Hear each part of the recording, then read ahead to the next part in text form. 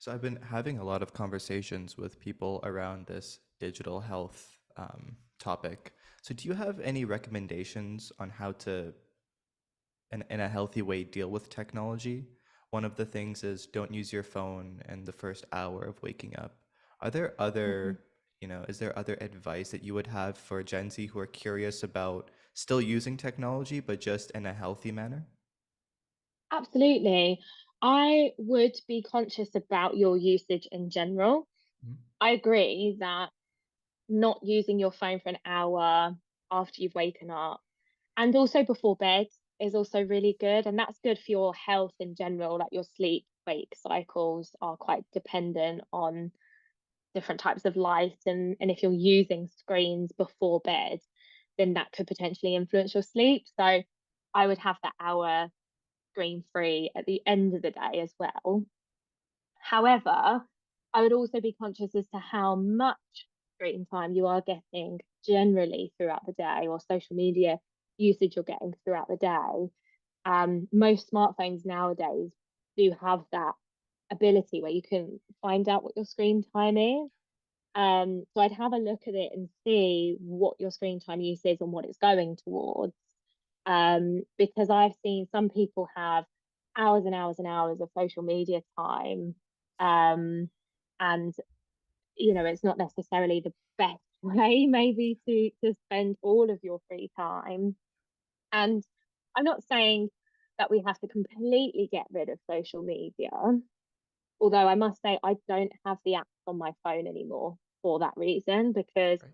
I realize how addictive it is. And I think some people have more addictive personalities. I know I find it really easy to sit and scroll, and I'll just lose a lot of time as soon as I've opened the app. There's a minimum of 20 minutes gone before I can kind of snap out of it. So being conscious of your own usage and also what are you watching?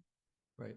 Um, you know, it, if you've heard of the topic or the phrase doom scrolling, Yep. where you kind of get a little bit down that rabbit hole of looking at the negative things and searching things that might not necessarily be healthy for us, and we're kind of in this sort of toxic loop of continuing to scroll through things even though they might not be great for us.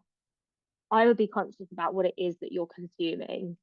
Um, if you've got a lot of celebrities and a lot of influencers that are constantly trying to sell you things or post pictures of them drinking in fancy hotels and going out all the time and living this lavish lifestyle, that's probably not necessarily going to be that helpful for our mental health and well-being because many people do have a tendency to kind of compare themselves and feel left out, and so this kind of negative emotion comes from watching some of these unrealistic people on social media.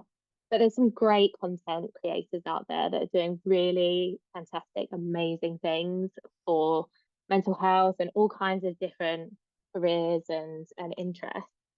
So just have a good, healthy following of varied and supportive community of people on your social media, and that will certainly improve your mental health.